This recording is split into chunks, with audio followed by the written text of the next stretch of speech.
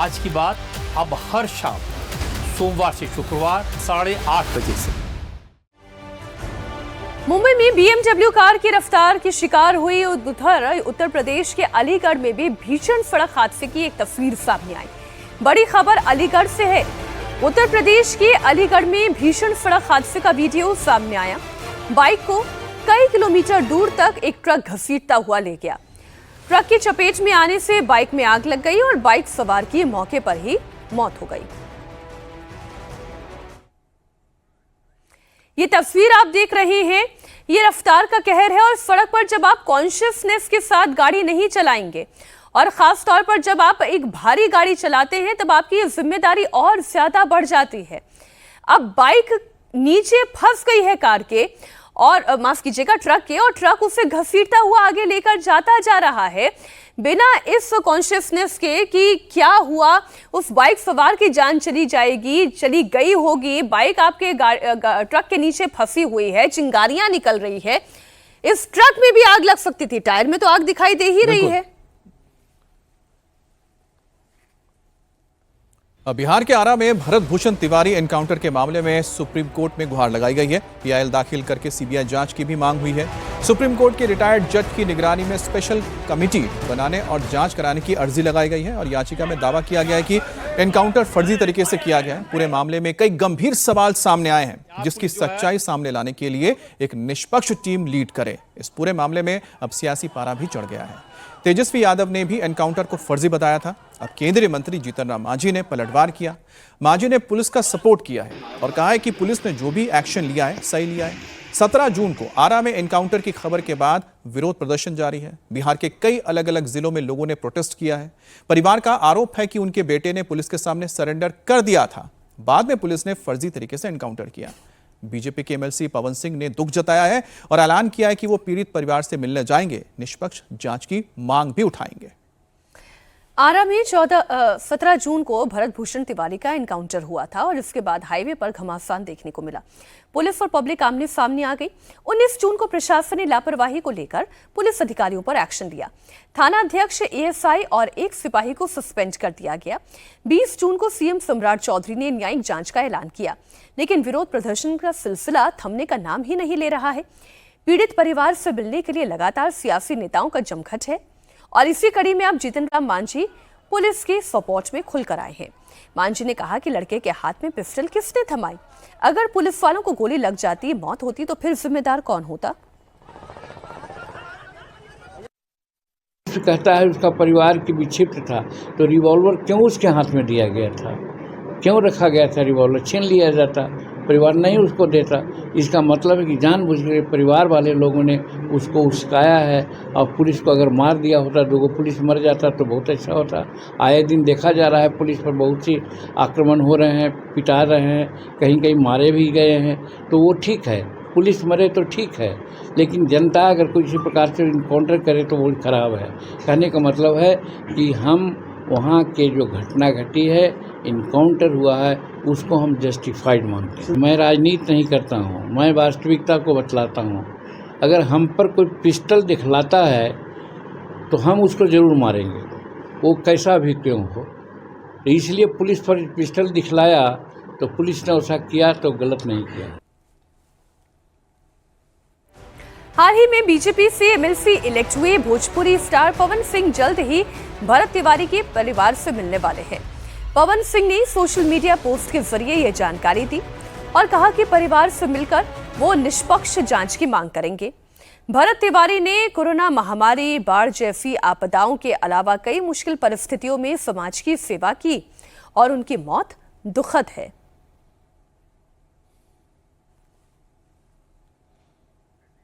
और बिहार विधानसभा में नेता विपक्ष तेजस्वी यादव ने भी एनकाउंटर पर सवाल उठाया और मांग की कि सीएम सम्राट चौधरी पीड़ित परिवार से मिलकर माफी मांगे। यह एनकाउंटर पूरी तरह से फर्जी है और जो भी दोषी है उसे सजा देनी चाहिए। देखिए, एकदम स्पष्ट है कि फेक एनकाउंटर हुआ है।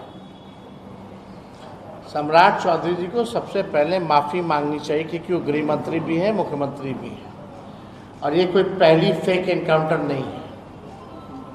इससे पहले भी कई एक फेक एनकाउंटर जो है हुए हैं और कई पुलिस थानों में भी हत्या पुलिस ने निर्दोषों की है। फेक एनकाउंटर हो या एनकाउंटर हो, अब तो जांच का विषय हो गया, लेकिन हम पूरी तरीके से कह रहे हैं कि फेक एनकाउंटर है, लेकिन पुलिस ने उनके परिवार वालों पर एफआईआर क्यों किया? इस पे सम्राट चौधरी जी क्या कह रहे हैं? इस पे कुछ कहना चाहिए।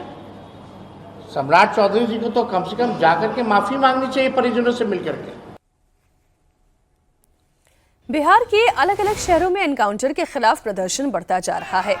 भभुआ में परशुराम सेना, करनी सेना और सर्व समाज की ओर से आक्रोश रैली निकली। आरोप लगाया गया कि यह मुठभेड़ नहीं, एक प्लान की गई साजिश थी और दोषियों को कड़ी सजा मिलनी चाहिए। भारत तिवारी का फर्जी इनकाउंटर किया गया है। उस फर्जी इनकाउंटर का परशुराम सेना जो है और पूरा सर्व समाज इसका पूर्ण रूप से बहिष्कार करता है और दोषी पुलिसकर्मियों को तुरंत बर्खास्त करके 302 का मुकदमा लगाने का मांग करता है। भरत तिवारी को शहीद का दर्जा मिले। जिस तरह से उनके साथ हत्या हुआ है, वो एक सामाजिक व्यक्ति थे, दलित शोषित पीड़ित के लिए हमेशा आवाज उठाते थे वहाँ पे, और प्रशासन के नजर में वो खटक रहे थे क्योंकि बार बार वो स्थानीय मुद्दा को लेके जा रहे थे वहाँ पे।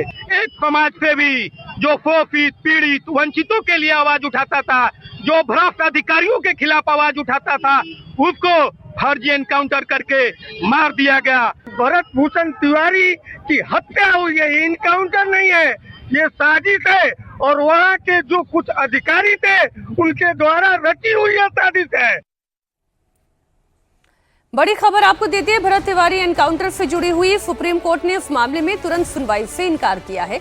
याचिकाकर्ता ने सीबीआई जांच की अर्जी लगाई थी, इस पर सुप्रीम कोर्ट ने फिलहाल तुरंत सुनवाई से इनकार कर दिया है। हमारे सहयोगी नीतीश चंद्र पटना से लाइव जुड़े हुए हैं। नीतीश, या तो भरत तिवारी सोशल एक्टिविस्ट हो सकता है, वो समाज सेवी हो सकता है जैसा कि स्टार पवन सिंह कह रहे हैं, या फिर दूसरा पक्ष जो ये कहा जा रहा है कि वो मानसिक विक्षिप्त थे, परेशान थे और उन्होंने हाथ में पिस्टल ले ली थी, ये विषय हो सकता है।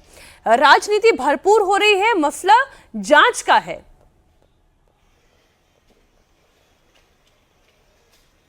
जी हाँ, बिल्कुल। देखिए, जिस तरह से ये पूरा मामला अब बढ़ता जा रहा है उसको लेकर जांच की जा रही है। बिहार सरकार ने एक जुडिशियल इंक्वायरी की बात भी कह दी है, जो पटना हाई कोर्ट के जो रिटायर्ड जज हैं उनकी अध्यक्षता में जांच होगी।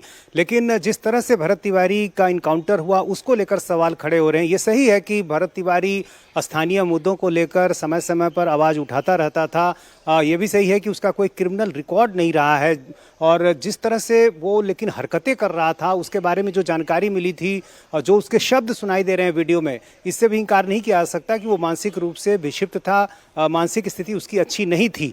लेकिन सवाल ये खड़े हो रहे हैं कि आखिर पुलिस ने जिस तरह से इनकाउंटर किया, क्या उसकी आवश्यकता थी? क्योंकि जो वीडियो सामने आया, जो भरत तिवारी खुद ही फेसबुक लाइव के जरिए बता रहा था, उसमें वो अपने पिस्टल को फेंकता हुआ दिख रहा है। लेकिन उसके बाद पुलिस का ये कहना है कि जब पुलिस उसकी तरफ आगे बढ़ी तो उसने फिर से पिस्टल उठा लिया और इसलिए फिर गोली चलानी पड़ी। अब ये कितना सही है, इसकी जांच की आवश्यकता है। परिवार वाले यही बात कह रहे हैं, लेकिन दूसरा पक्ष ये भी है कि पुलिस अपनी जान बचाने के लिए ऐसा कर रही थी। तो सवाल इसलिए खड़े हो रहे हैं कि क्या पुलिस के पास यही एक विकल्प था? क्या पुलिस कोई दूसरा तरीका नहीं आजमा सकती थी, ये जानते हुए कि सामने वाला व्यक्ति यदि ऐसी हरकतें कर रहा है, गोली चला रहा है, अपशब्द कर रहा है, पुलिस को गालियां भी दे रहा है, तो उसके पीछे वजह उसकी मानसिक स्थिति है। इसको ध्यान में रखते हुए यदि पुलिस ने कार्रवाई की होती तो छोटी सी प्रतिक्रिया, क्या जो सियासी बयान या कह सकते हैं कि जो बात यहां पर जीतन राम मांझी ने की है उसको लेकर कोई रिएक्शन आया है?